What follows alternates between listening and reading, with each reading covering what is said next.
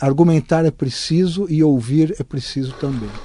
Bem-vindo ao estado da arte. O ceticismo é a suspensão do juízo sobre se é possível ou não é possível conhecer. Esta edição é oferecida pela Secretaria de Cultura do Estado de São Paulo e pelo Instituto CPFL.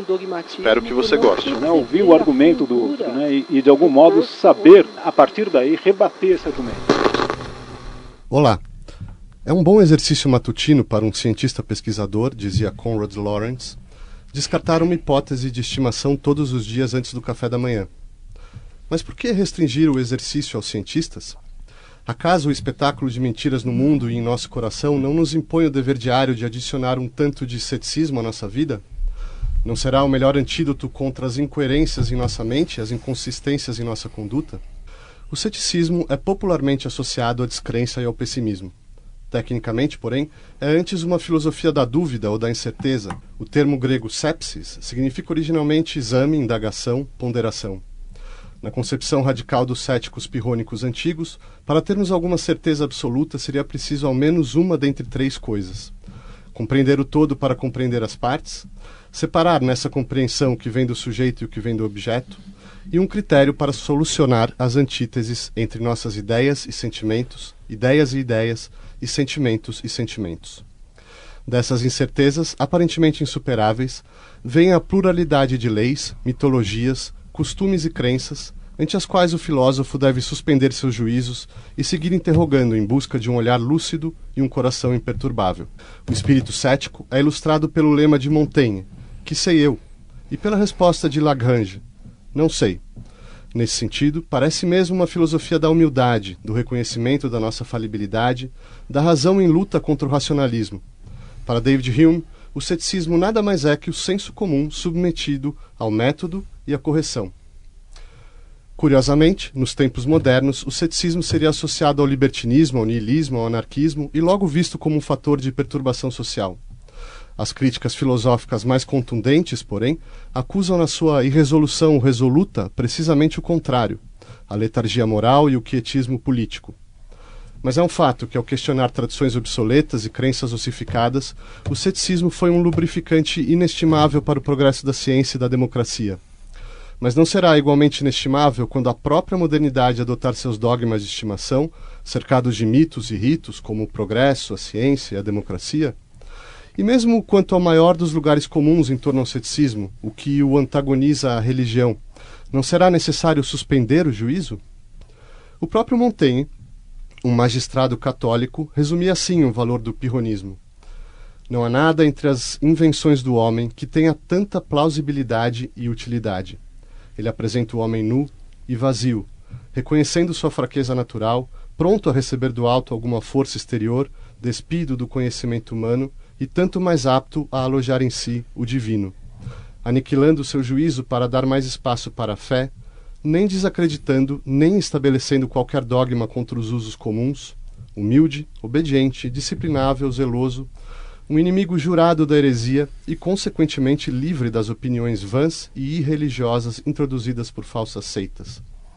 Ele é um papel em branco, preparado para tomar do dedo de Deus as formas que ele quiser gravar. Para discutir o ceticismo, convidamos Adriano Machado Ribeiro, professor de Língua e Literatura Grega da Universidade de São Paulo, Luiz Eva, professor de Filosofia da Universidade Federal do ABC, e Roberto Bolzani, professor de Filosofia da Universidade de São Paulo. Adriano Machado, você pode nos introduzir século V a.C., na Grécia, discussão entre os sofistas e Sócrates, amplamente registrada nos diálogos platônicos. Do que se trata exatamente o debate? Qual é a natureza dessa discussão? Eu poderia resumir de modo bastante panorâmica essa discussão, porque os chamados sofistas, que recebem essa alcunha nos diálogos do Platão, que são escritos no século IV, foram assim denominados como um grupo de pensadores que tinham como característica central serem professores.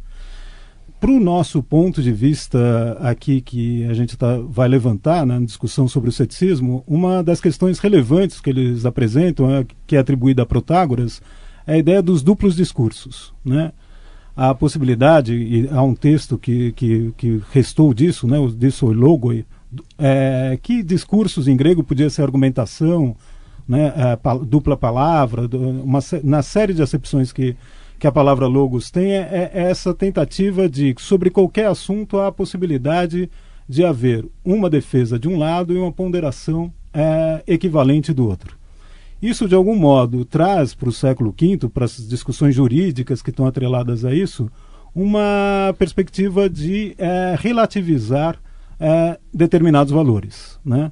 A presença socrática nesse mesmo período seria, de algum modo, por um lado, um contraponto, no sentido de fundamentar o que seriam esses valores, por exemplo, né, sobre a questão da justiça, que eu posso defender que o direito é natural, que o direito é positivo, né? Eu posso defender as leis de uma determinada forma ou de outra, que seria a posição do Protágoras. O Sócrates rebateria que a justiça, de algum modo, ela precisa ser definida como sendo uma única possível. Essa é uma perspectiva de um certo socratismo, porque a figura do Sócrates, como a gente sabe, não escreveu nada, e mesmo a personagem dos diálogos platônicos deixa entrever nela, né, a possibilidade também, como foi posteriormente desenvolvida pelos acadêmicos, a possibilidade de que, em última instância, o próprio Sócrates também teria uma posição de questionamento desses valores que se definem, né, de tal maneira que, de algum modo, como um diálogo como o Teteto e alguns outros, ele proponha essa possibilidade de que todo e qualquer fundamento, mesmo quando ele se fundamente, ele precise ainda de um arcabouço, de uma definição mais aprofundada. Então, essa perspectiva de que, de algum modo, a gente não saiba exatamente, colocam, por um lado, esse antagonismo entre os sofistas e o Sócrates, e, por outro lado, por uma certa leitura posterior, o próprio Sócrates como um dos sofistas, né? Então, de qualquer modo, o Sócrates vai morrer em defesa de certos valores, né, de certos valores que ele afirma serem fundamentais para a cidade, enquanto, de algum modo, os sofistas seriam justamente esses que colocam a discussão, e aí muito própria alguns defendem essa posição do Protágoras, de que ele seja um defensor do espírito democrático da polis ateniense, ou seja, que vale o poder de persuasão da palavra que é vitoriosa numa assembleia. Né? Então, de modo geral, a gente poderia traçar para abrir, né, esse quadro. Exato. Roberto, como que essa discussão vai influenciar as gerações subsequentes, a geração do Platão, a geração do Aristóteles? Como que eles vão receber isso? Toda essa concepção de que o discurso, numa cidade como Atenas, democrática, exige dos indivíduos que utilizam esse discurso a argumentação, vai produzir uma série de possibilidades. Uma delas é a utilização da retórica do discurso. Outra delas é a utilização do discurso como uma tentativa de descobrir verdades fixas e inabaláveis. Então, o platonismo e o aristotelismo, que são herdeiros do socratismo, seguem uma interpretação do socratismo que procura justamente ver no socratismo o ponto de partida para uma concepção de investigação da verdade, na qual a argumentação que Sócrates exercitava diante de seus interlocutores era vista como um meio através do qual se pode obter um conjunto de verdades que poderiam inclusive ser objeto de uma demonstração, no sentido forte que essa palavra vai adquirir na cultura grega, já, por exemplo, com as matemáticas. Então, o grande ideal filosófico da época, que Platão e Aristóteles estão instaurando, é a ideia de que a filosofia é uma ciência dotada dos mesmos padrões rigorosos de cientificidade que caracteriza, por exemplo, uma ciência como as matemáticas. Não custa lembrar que a Academia de Platão tinha como inscrição a afirmação: não entre aqui quem não for geômetra, e de que os textos que Aristóteles escreveu sobre método científico tomavam a matemática como grande modelo. Então é um ideal filosófico que mais tarde vai ser chamado de dogmático, de descoberta de verdades que podem ser estabelecidas de maneira imutável. Isso vai criar posteriormente um pano de fundo que produz uma reação que justamente ajuda a explicar o surgimento do ceticismo, né? Curiosamente, Luiz, é na academia mesma de Platão que ele funda, né, dentro dessas prerrogativas que o Roberto acaba de explicar, de busca da verdade, eventualmente de demonstração da verdade, que vai começar a se desenvolver uma linhagem que vai dar no ceticismo posteriormente, quer dizer, que vai se consolidar como a escola cética, ou uma das, porque a gente vai também ver as diferenças entre escolas. Mas como explicar isso? Por que na academia, como que acontece esse processo de desenvolvimento de uma família cética, por assim dizer? Bom, Marcelo, boa tarde, obrigado aqui pelo convite, é um prazer aqui estar falando para vocês. Esse processo ocorre mais ou menos 80 anos depois da morte do Platão, quando Arcesilau assume escolhido como o escolarca, o que vai comandar a academia. Nesse momento, a academia do Platão, depois de um momento em que ela teria tido uma inclinação mais favorável ao pitagorismo e a outras tendências anteriormente, o Arcesilau ele alega que quer retomar os ensinamentos básicos do Sócrates, que estariam consignados em torno do lema de que ele só pode saber que nada sabe, de uma espécie de diálogo que pode ser desenvolvido dos dois lados sem que a razão possa demonstrar propriamente uma verdade, e que isso seria uma espécie de retomada do espírito original do pensamento socrático, como ele estaria presente em alguns diálogos do Platão em particular, como o Teteto, por exemplo, os diálogos aporéticos os diálogos socráticos, do início. Mas eu acho importante lembrar também o seguinte: embora isso possa ser visto como a emergência da filosofia como uma escola, quer dizer, a academia do Platão nessa época é a primeira ocasião em que uma filosofia cética se apresenta formulando um ideal de suspensão do juízo, isso que vai se tornar um conceito central do ceticismo. Existem outras, as ideias centrais do ceticismo, elas vão aparecendo em diversos pensadores antes de Arcesilau. Há vários pensadores pré-socráticos, por exemplo, o Demócrito, entre outros, que faziam afirmações no sentido de que nós não tínhamos condições de saber nada, que a razão humana é muito limitada, de que nós não podemos conhecer a verdade se encontra escondida no fundo de um poço que nós não podemos alcançar. O Pirro é um autor anterior, um autor contemporâneo. A gente sabe muito pouco sobre a vida do Pirro. Exato. Só sabe um pouco da vida do Pirro, mas da filosofia dele a gente uma figura muito enigmática, sobre a qual pairam muitos folclores, mas ele é alguém que também, à sua maneira, a filosofia moral que aparentemente ele supôs que ele teria formulado, ela está articulada também com uma ideia de que nós não podemos conhecer as coisas, porque as coisas seriam indeterminadas, seriam incognoscíveis, algo dessa natureza. E daí vão surgir duas linhagens, os pirrônicos e os acadêmicos, justamente. Será que vocês podem articular um pouco contrastes, mas também pontos em comum, semelhanças e diferenças entre pirrônicos e acadêmicos? Roberto?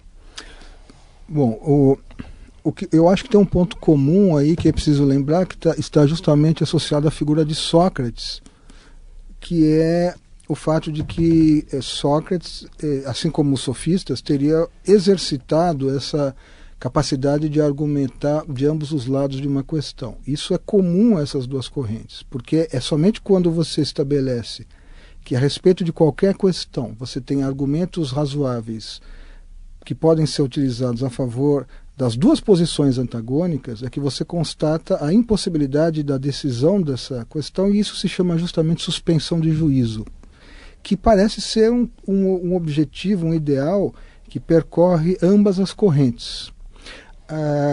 No caso dos pirrônicos, justamente como o Luiz disse, há uma grande obscuridade a respeito da figura de Pirro. Nós não temos como determinar claramente qual foi a trajetória seguida por essa corrente pirrônica, mas é muito provável que Pirro não tenha sido originalmente o fundador do ceticismo, mas que ele tenha sido um filósofo que retrospectivamente alguns utilizaram como um novo ponto de partida para conceber uma corrente chamada de pirrônica. Então há bons indícios de que dentro da academia platônica, nessa fase cética, houve membros da academia desgostosos com o rumo que o ceticismo tomou ali, que romperam e disseram então que Pirro era de fato o melhor patrono para essa corrente. Então, no fundo, essa querela entre acadêmicos e pirrônicos, ela é uma querela um tanto artificial, na medida em que você tem o mesmo espírito animando as duas correntes, que é dizer o seguinte: se você observa duas filosofias que estão em conflito, você constata que elas têm boas razões para defender as suas posições e que, pensando de um ponto de vista estritamente racional, nós não encontramos nenhum critério de verdade que possa nos proporcionar uma solução para esse conflito. E isso nos conduz, então, a não dar assentimento a nenhuma das duas posições.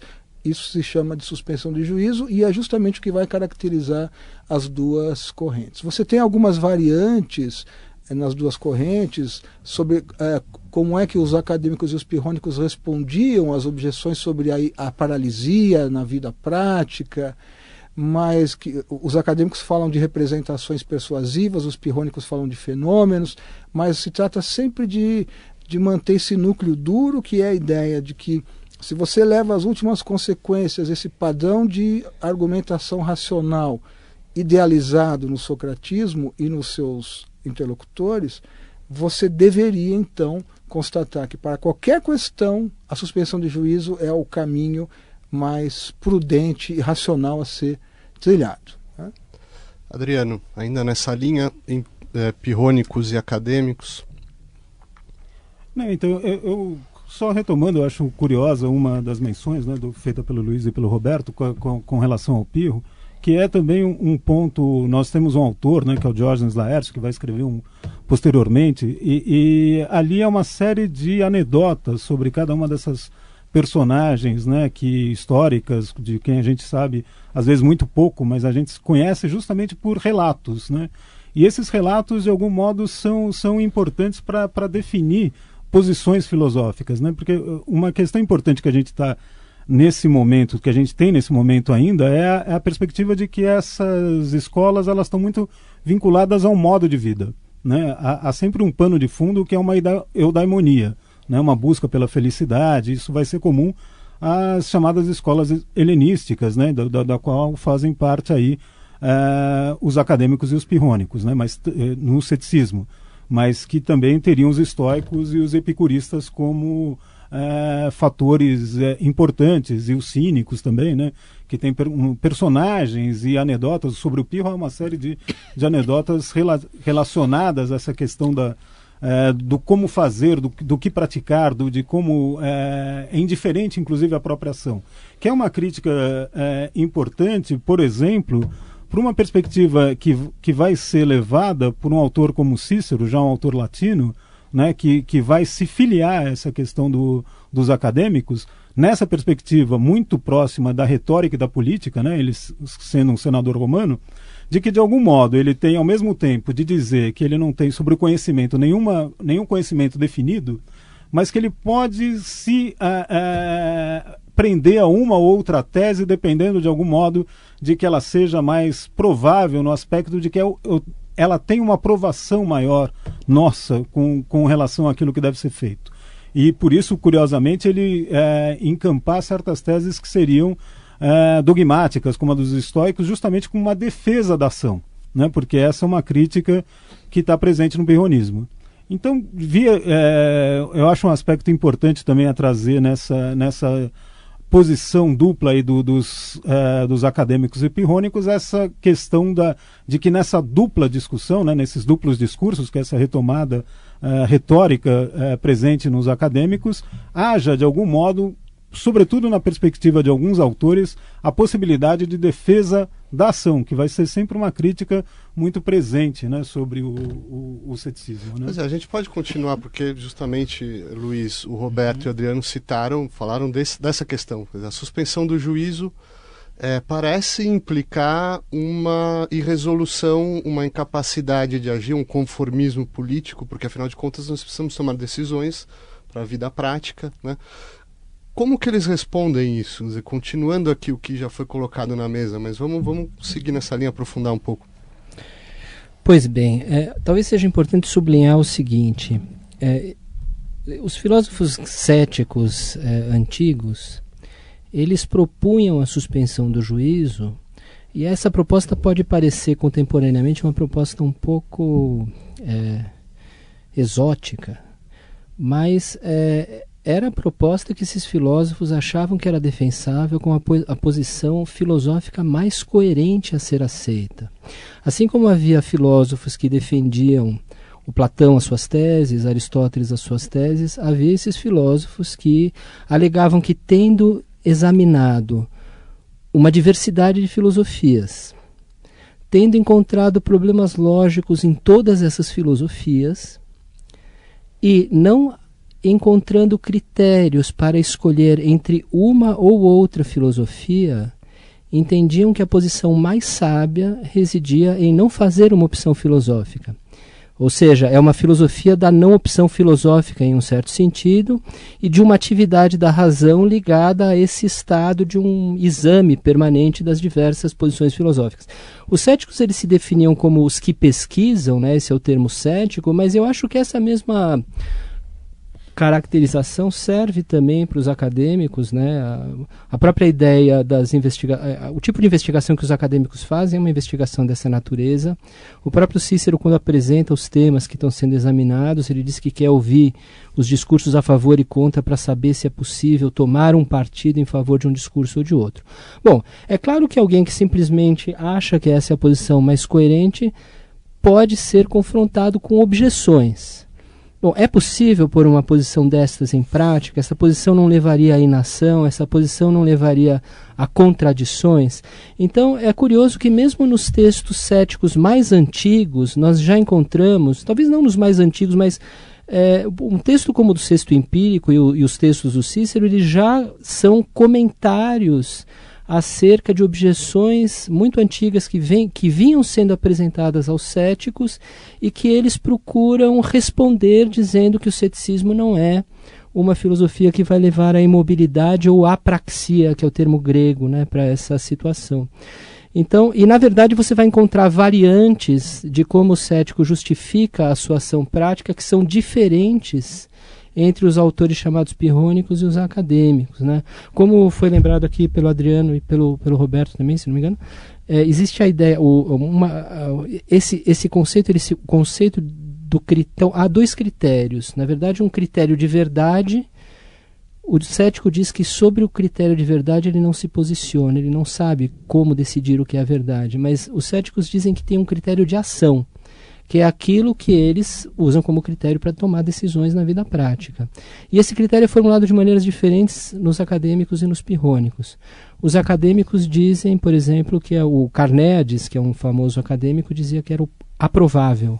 Então ele procurava fazer uma certa teoria de que tipo de representações e em que condições uma determinada representação poderia ser aprovada como provisoriamente verdadeira ou como mais próxima do que da verdade, em um certo sentido. E é muito interessante porque são textos muito lacônicos, mas eles parecem anunciar uma espécie de um protótipo do que veio a ser posteriormente métodos de investigação científica. Uma representação testada pode ser aceita em lugar de uma outra, por exemplo. E os pirrônicos formulam isso como sendo o fenômeno, aquilo que aparece, ou seja, é algo ligado ao campo da experiência. A maneira como a experiência nos oferece ensinamentos deve ser seguida como critério, em detrimento de como a razão pode criar ilusões e nos levar a aceitar coisas falsas como se fossem verdadeiras pelo mero fato de serem persuasivas. Certo, a gente precisa avançar, mas eu não gostaria de deixar esse mundo helenístico, Roberto, sem delinear esse personagem que já foi citado aqui, o Sexto Empírico. Por que ele é tão relevante para essa nossa história hoje? Olha, na verdade, a principal relevância dele se deve ao fato de que, de todos esses autores, o único cuja obra nos chegou quase que na sua completude é Sexto Empírico. Nós também não sabemos exatamente se Sexto Empírico foi um cético importante no sentido de ter produzido algum aperfeiçoamento da posição cética. Ocorre, no entanto, que a obra de Sexto Empírico é quase que a nossa única fonte a respeito do pirronismo, né? existiram outros céticos anteriores, como Enesidemo, por exemplo, que provavelmente foi o responsável por tornar Pirro o patrono da filosofia cética, cuja obra se perdeu quase que completamente. Então, a importância de sexto empírico se deve basicamente ao fato de que é com ele que nós temos um acesso um pouco, filosoficamente, um pouco mais sofisticado ao que foi o ceticismo. Por exemplo, Diógenes Laércio, que foi mencionado pelo Adriano, é um biógrafo. E as suas páginas sobre o ceticismo antigo são filosoficamente muito menos densas, interessantes, do que as de sexto empírico. Mas é muito difícil saber exatamente o papel deste pensador no desenvolvimento do ceticismo. Ele é, para nós, a fonte fundamental, porque é quase que exclusivamente a única fonte disponível em boa quantidade. Daí a sua importância. Né? Certo. A não ser que vocês queiram falar alguma coisa sobre a Idade Média, mas me parece que existe um certo eclipse do ceticismo nessa época, que vai ser retomado justamente com a releitura desses textos clássicos no Renascimento. Por que, Adriano? O que está acontecendo ali? Como que vai ser essa retomada? Então a questão justamente é digamos que a base da fé, né, que está presente no pensamento medieval, de algum modo deixa pouca margem ao ceticismo, né? Muito embora uma das posições que vai ser importante para o início da filosofia moderna com Descartes esteja no Santo Agostinho, né, que é justamente a tese do cogito, né, numa maneira um pouco diversa, mas de algum modo presente nele, que é a ideia do se eu falho, né, mesmo que eu falhe, eu existo, né?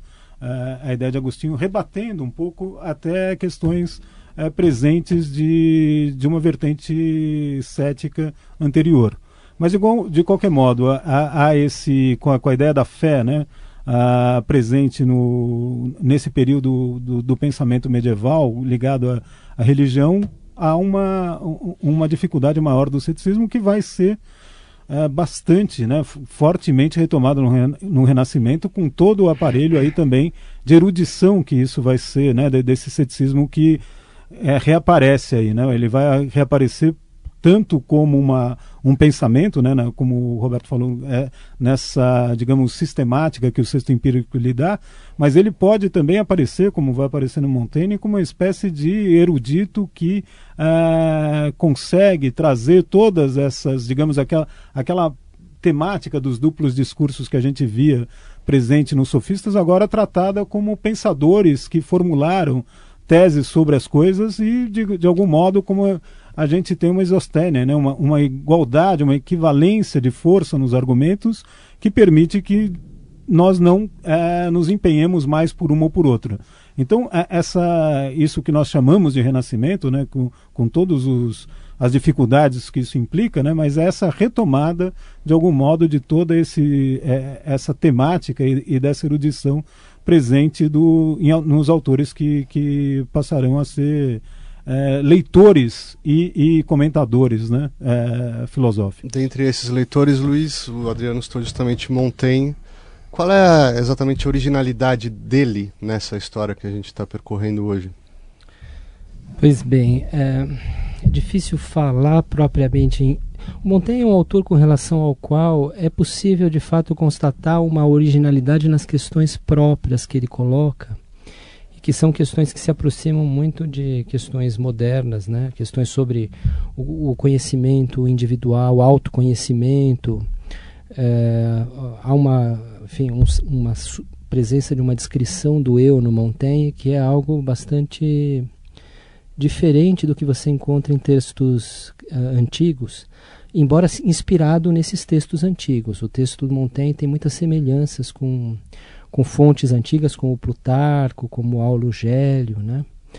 Agora, eu acho importante sublinhar isso que o Adriano aqui disse, sobre a maneira como o ceticismo foi retomado, né, nesse período, porque o Montaigne, existe uma interpretação clássica, que é uma interpretação proposta por um historiador americano que chama Richard Popkin, que sustenta que justamente esses textos do sexto empírico, que permaneceram quase que desconhecidos durante um grande período, no final do século XVI eles são redescobertos quer dizer, eles são traduzidos para o latim, que era a língua culta do período, que não era todo mundo que lia em grego.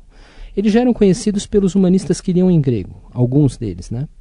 Mas a tradução para o latim dá uma grande difusão a esses textos do texto empírico e aos problemas que os textos do texto empírico coloca, problemas de natureza cética, problemas sobre o critério de conhecimento, problemas sobre como você pode demonstrar uma filosofia como verdadeira, problemas sobre se você pode tomar os sentidos como sendo capazes de oferecer uma imagem adequada das coisas, ou sobre como escolher entre o sentido e a razão quando há um conflito entre eles.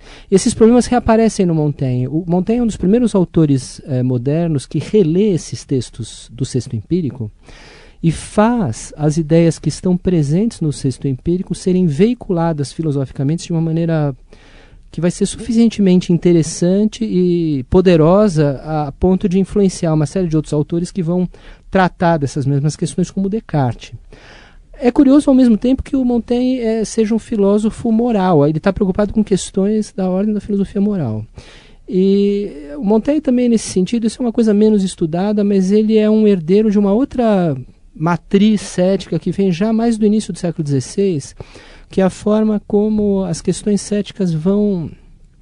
na verdade, isso tem a ver com uma retomada de outros textos do Cícero, né, que eles vão dando apoio a uma espécie de visão filosófica de questionamento da escolástica, da religião baseada na escolástica, e suscitando debates interpretativos sobre a própria religião e sobre a moral, inclusive. Então você tem, antes do Montaigne, textos de ceticismo sobre a moral, sobre se é possível conhecer o que é o justo, ou o que é a virtude, que mostram que essas ideias já estavam em circulação ali. O Montaigne, quando ele formula dúvidas sobre quem ele é, ou sobre quais são os padrões de justiça, ou sobre se nós somos mais civilizados, se a moral ocidental é melhor do que a moral dos canibais, ele está discutindo questões que já emergiam naquele período por conta dos textos céticos que estavam presentes por ali. Pois é, eu não sei se algum desses pensadores dessa época vocês classificariam exatamente como céticos, mas certamente muitos estão usando o ceticismo como uma ferramenta, né? Roberto, a gente falou do Montaigne, se você ainda quiser se aprofundar no Montaigne, mas existem outros, né? Bacon, Hobbes, Pascal, o Descartes em especial lança a mão da sua dúvida hiperbólica, vou duvidar de tudo. Como é que o ceticismo, se você puder exemplificar a maneira como eles estão usando os argumentos céticos? São formas diferentes nesses autores que você mencionou, mas certamente o caso mais importante de todos esses é o de Descartes, porque Descartes não é um cético, mas ele entende que a melhor maneira de estabelecer as verdades que ele está propondo é apresentá-las como imunes ao ceticismo. Então, a ideia da dúvida hiperbólica que você menciona é uma estratégia argumentativa segundo a qual Descartes diz: tudo aquilo que for objeto de dúvida eu vou fazer de conta que é falso e vou ver se vai sobrar alguma verdade. Se houver alguma verdade que não possa ser posta em dúvida, ela estará então imune aos argumentos céticos. E essa verdade é o fato de que eu penso. É o famoso cogito cartesiano. Penso, portanto, sou. Descartes chega a essa verdade justamente após o processo da chamada dúvida hiperbólica, uma dúvida exagerada, que ele já concebe como uma dúvida desmedida, excessiva, deliberadamente desmedida, não é? Ora, essa verdade absoluta do cogito, da ideia de que eu sou, e que eu sou uma coisa que pensa, vai permitir a ele, no trajeto das suas meditações, recuperar várias verdades que haviam sido postas em dúvida, porque a verdade do pensamento eu sou, eu existo, sou uma coisa que pensa, fornece a ele um critério de verdade. E esse critério de verdade lhe permite posteriormente conhecer novas verdades, agora devidamente chanceladas por um critério que está imune aos argumentos céticos. Então, de certa maneira, até ironicamente, pode-se dizer, o ceticismo ajudou ao surgimento de uma das noções mais importantes da filosofia moderna, que é a noção de subjetividade, a ideia de que o conhecimento se dá, sobretudo, a partir do que Descartes chama de uma inspeção do espírito, ou seja, o conhecimento, a relação entre o indivíduo que conhece e o mundo conhecido, exige do indivíduo que conhece uma inspeção interna mediante a qual ele é capaz de descobrir que tipo de conhecimento ele pode ter sobre a realidade. E Descartes estabelece essa estratégia que se tornou extraordinariamente influente, servindo-se da argumentação cética. Então, de certa maneira, o ceticismo, com Descartes, contribui para o surgimento desse tipo de filosofia, que evidentemente não tem nenhuma relação positiva com o ceticismo. Uma das consequências dessa estratégia cartesiana de se apropriar do ceticismo é produzir um equívoco a respeito do ceticismo que vai durar séculos. A ideia de que o ceticismo é a negação do conhecimento. Isto não é verdade. O ceticismo é a suspensão do juízo sobre se é possível ou não é possível conhecer. Há uma sutil diferença entre essas duas afirmações. Ora, como a grande maioria das filosofias afirma as verdades, a única maneira que o cético tem para mostrar que existem argumentos bons contra a afirmação de verdades é produzir argumentos que negam essas verdades. Então você vai aos textos de Sexto Empírico, a grande maioria das páginas de Sexto Empírico contém argumentos negativos. Por quê? Porque ele está se dirigindo a filosofias que já afirmaram os argumentos positivos. O que fez com que houvesse um equívoco na recepção desses textos que imaginam, então, o ceticismo defende a negação. O ceticismo não defende a negação, ele se serve da negação para estabelecer o que o Adriano chamou, aqui lembrou aqui, igualdade de força persuasiva entre teses contrárias. Bom, isso conduzia a um equívoco muito duradouro na história da filosofia, que é associar o ceticismo à negação do conhecimento. Descartes tem um papel importante nesse equívoco, porque a maneira como ele se serve do ceticismo transforma o ceticismo justamente nessa negação, mas ele tinha suas razões que estavam associadas justamente a uma tentativa de refutação do ceticismo. Um dos objetivos das filosofias modernas é produzir uma refutação do ceticismo. Descartes é o caso provavelmente paradigmático dessa estratégia. E Kant também, mas antes dele, Adriano, David Hume, se a gente puder passar para o período iluminista, David Hume dizia que o ceticismo dele era um ceticismo moderado. Por que moderado? O que exatamente ele tem em mente quando diz isso?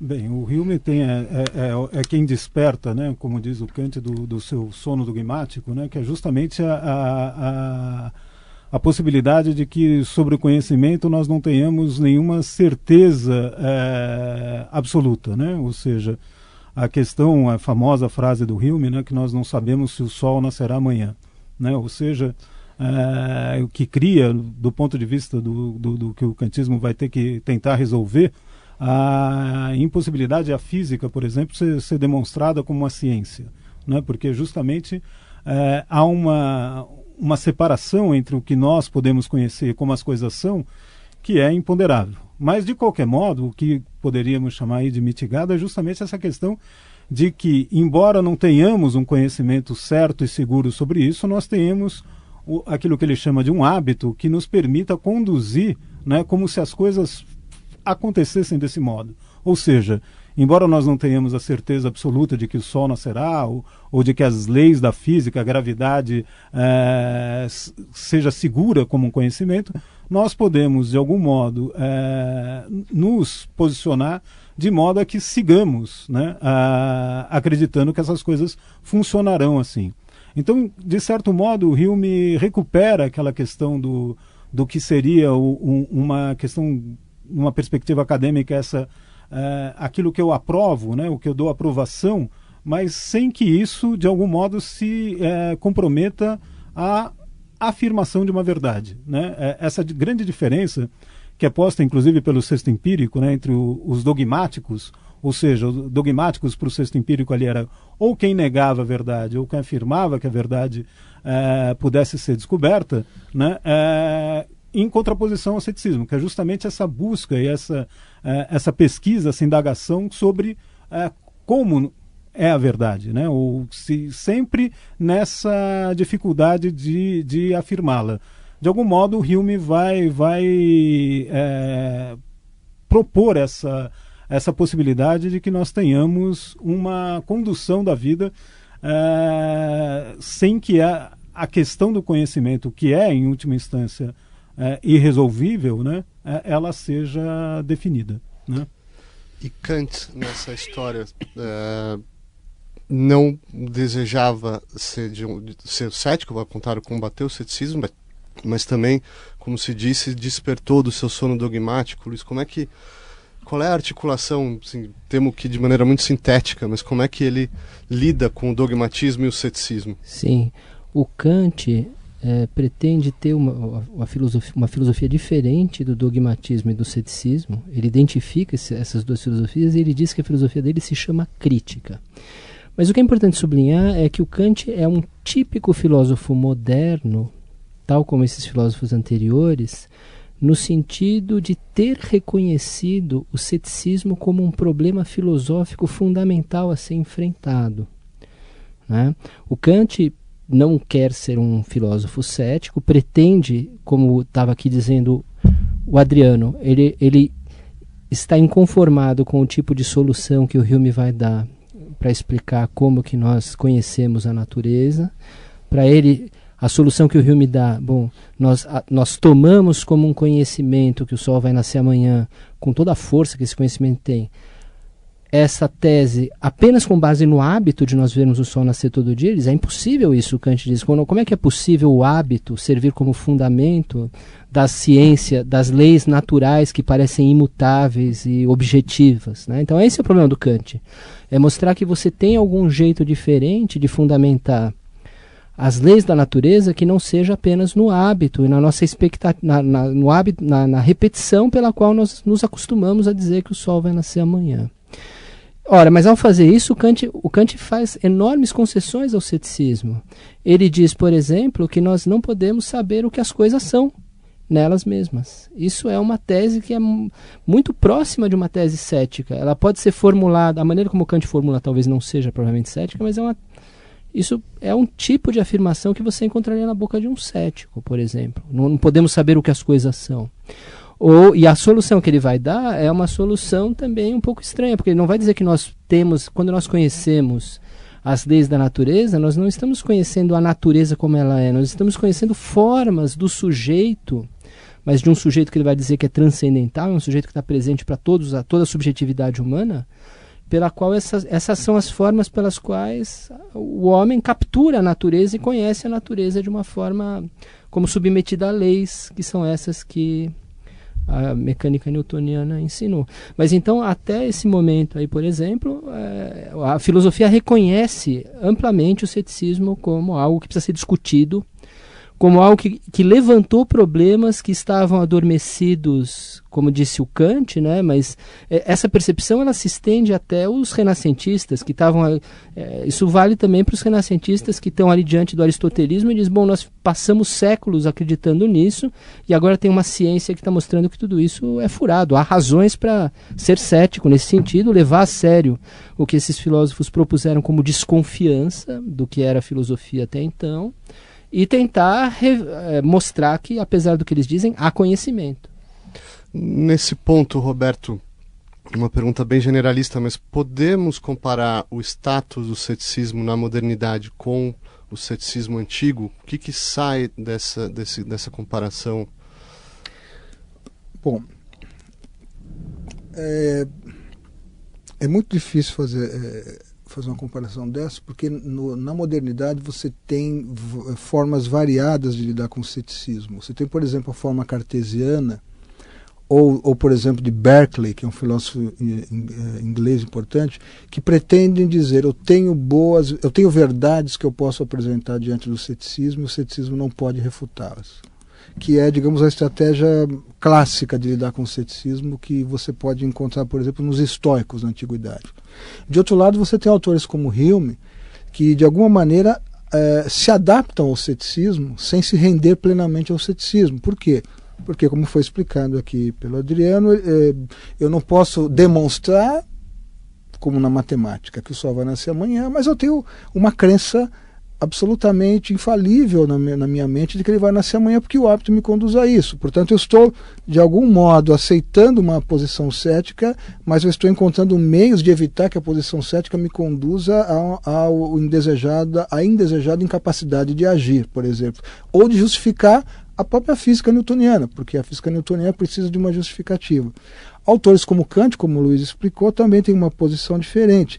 Você vai encontrar ainda autores que vão tentar, de alguma maneira, conciliar o ceticismo à fé.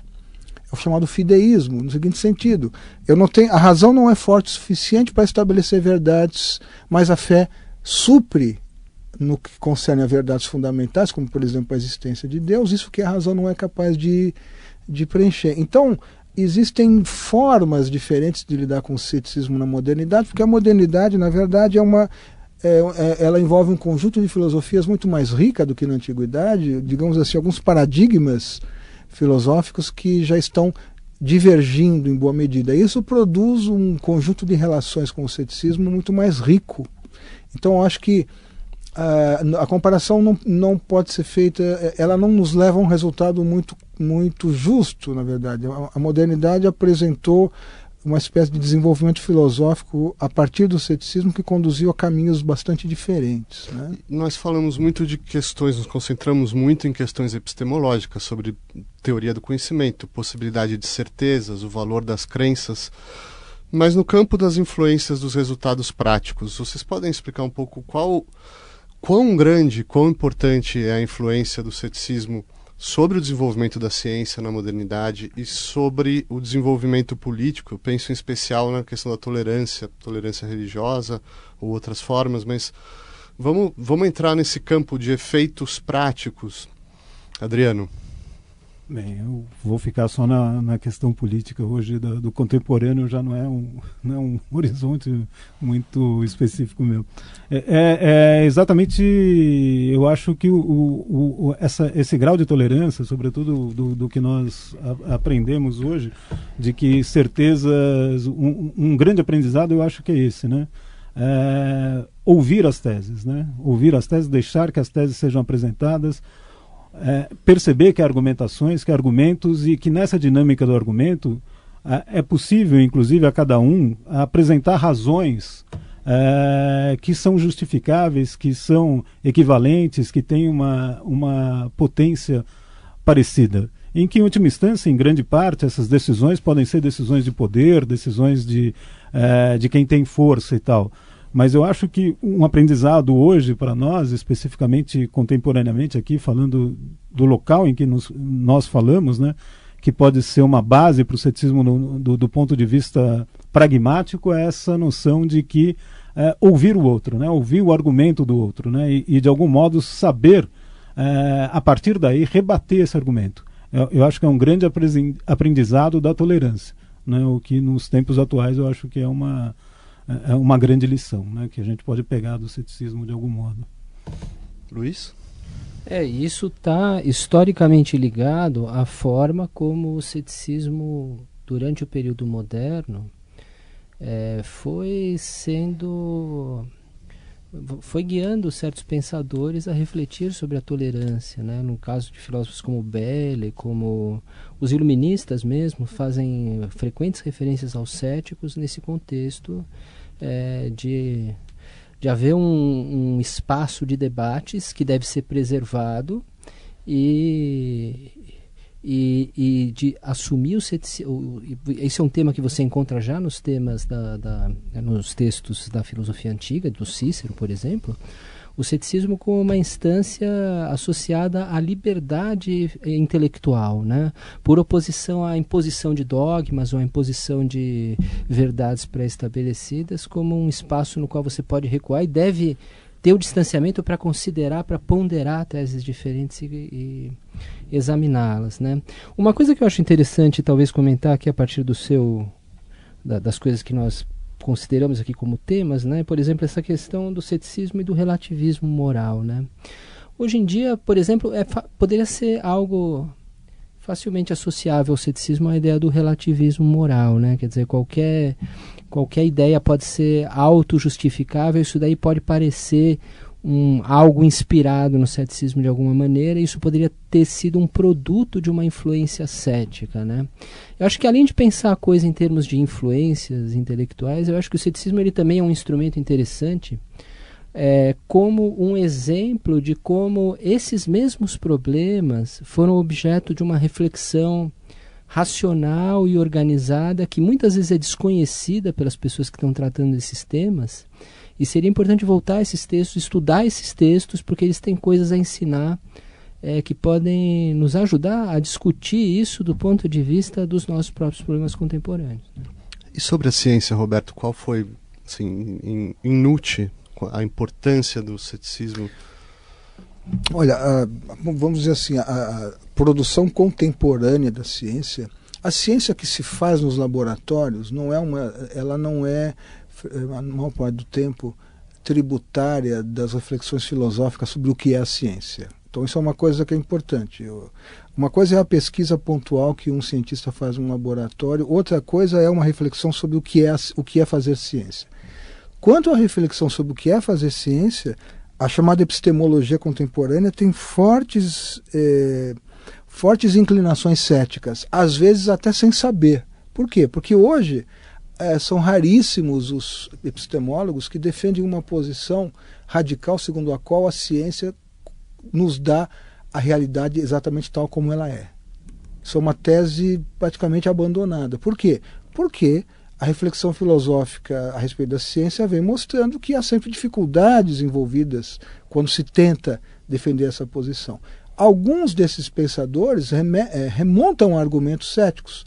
Outros defendem argumentos que eles não sabem exatamente, que já foram formulados de algum modo pelos céticos desde a antiguidade. Então há uma certa semelhança de família entre a reflexão sobre o que é fazer ciência contemporânea e a posição que o ceticismo havia desenvolvido na antiguidade. É claro, eu havia comentado anteriormente que há um mal-entendido sobre o que foi o ceticismo, porque muitos entendem que o ceticismo é a proposta da negação do conhecimento. Muitos epistemólogos de bom nível incorrem nesse equívoco, e eles não entendem que, na verdade, a posição que eles estão propondo está muito mais próxima do que eles imaginam do ceticismo. Né? Então, seria interessante que houvesse, na epistemologia contemporânea, um conhecimento mais apurado sobre o que foi, de fato, o ceticismo, porque isso, inclusive, iluminaria alguns conceitos que os epistemólogos vêm usando hoje para tentar pensar o que é realmente, o que deveria ser realmente fazer ciência. Né? Então, vamos a uma rodada final em brevíssimo tempo. Mas se a gente puder pensar o ceticismo hoje, perspectivas para o futuro, por que revisitar essa história? Aqui pode nos servir o ceticismo? É possível você ser coerente, um cético ser coerente em relação ao seu ceticismo? Então, as cartas na mesa abertas a vocês para a gente falar contemporaneamente perspectivas para o futuro. Bom, eu vou continuar de onde o Roberto parou aqui. Tem um filósofo brasileiro contemporâneo que faleceu recentemente, que é o professor Oswaldo Porchat, que comenta acerca desse tópico, que é o fato de que muito do pensamento filosófico contemporâneo é um pensamento que, na sua modéstia, na maneira como ele procura abandonar certas teses mais dogmáticas, mais taxativas, ele é herdeiro do ceticismo sem saber. O ceticismo teria sido algo que se incorporou em algum sentido na filosofia contemporânea para bem e para mal.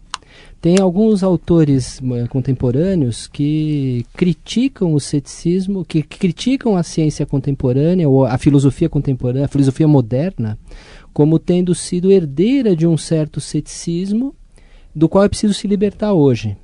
E tem outras filosofias que podem, eventualmente, ao ter contato com o ceticismo, reconhecer nesse ceticismo um parentesco maior do que eles seriam capazes de reconhecer à primeira vista. Mas, independentemente dessas duas, dessa alternativa, eu entendo que a mensagem básica do ceticismo ela continua inteiramente válida, ela se repropõe a cada vez que um filósofo começa a propor uma teoria filosófica, sem levar em consideração que houve outros filósofos que propuseram outras teorias e que desde a antiguidade tem pessoas dizendo, olha, há razões a favor e há razões contra, e pode ser que não haja um critério capaz de definir se as suas razões são boas e as razões do outro são boas. Então tem muita filosofia que é herdeira do ceticismo indiretamente, mas que recai num dogmatismo por não perceber a fundura do poço onde eles estão entrando quando vão fazer filosofia. Adriano? Eu faço minhas palavras do Luiz, né? Tanto o Roberto quanto ele foram orientandos, né, do professor Porchat, que só para esse programa, de certo modo, o homenageia, né, porque ele nos introduziu a todos nós aqui nas questões do ceticismo, né, eu que também fui aluno dele. Eu gostaria de há uma série de problemas que o ceticismo nos coloca, que eu acho que são importantes antes de mais nada, né, antes de se posicionar a favor ou contra ele, né? Eu acho que ele, ao nos posicionarmos, ao estabelecermos uma tese, nós temos de lidar de algum modo com as questões céticas, seja do ponto de vista, como a gente falou, mais aqui epistemológico, na perspectiva de que qual o fundamento, né, que nos faz, que nos dá base àquilo que defendemos, seja do ponto de vista de uma questão que sempre foi muito problemática, né, para o ceticismo, porque, como o Roberto falou, por exemplo, a questão do Descartes, de ele usa uma série de argumentos céticos para estabelecer, né, a superação deles pelo cogito, né, por uma certeza da qual ele parte para fundar o conhecimento, mas a gente não pode esquecer que, do mesmo modo, ele também assume seguir o padrão moral da sociedade em que ele vive, que é justamente uma questão também de um posicionamento do ponto de vista ético do ceticismo antigo, né? Especialmente do sexto empírico. Então, de qualquer modo, que seja para fundamentarmos uma ação, seja para fundamentarmos um conhecimento, eu acho que de algum modo precisamos passar, né, pelas dificuldades que o ceticismo levanta. Como você mesmo tocou num certo momento, ele se não for uma base, uma filosofia, ele é um instrumento importante para a compreensão do que vivemos e das teses que sustentamos, né? Acho que isso é uma mensagem importante que o ceticismo nos lega, né? Roberto, temos que ir um brevíssimo tempo. Tá, então eu vou apenas terminar retomando aqui uma ideia do nosso mencionado agora há pouco professor Porchat, saudoso. Segundo o professor Porchat, o ceticismo é uma espécie de bastião da racionalidade, no seguinte sentido: se é possível ainda ser racional neste mundo, ser racional significa pelo menos ser capaz de compreender que as posições das quais nós discordamos certamente também apresentam razões dignas de consideração. Isso que nós chamamos de tolerância, de uma maneira geral, né? Se a gente entender que isso pode nos dar uma definição do que é ser racional, e isso está em sério risco no mundo atual, com toda certeza, a gente vê claramente que não há, da parte daqueles que deveriam exercitar a capacidade argumentativa, a intenção de argumentar, né? Se isso é verdade, então um conhecimento básico sobre o que foi e o que é a filosofia cética teria talvez a função higiênica ou terapêutica de tentar nos lembrar de que o ser humano, entre outras coisas, é dotado de uma racionalidade, que essa racionalidade faz parte dele e que ela deve ser tratada por ele como um patrimônio que ele possui e que ele deveria também ser capaz de desenvolver. O ceticismo é uma filosofia que poderia ser útil para transmitir essa mensagem de que argumentar é preciso e ouvir é preciso também.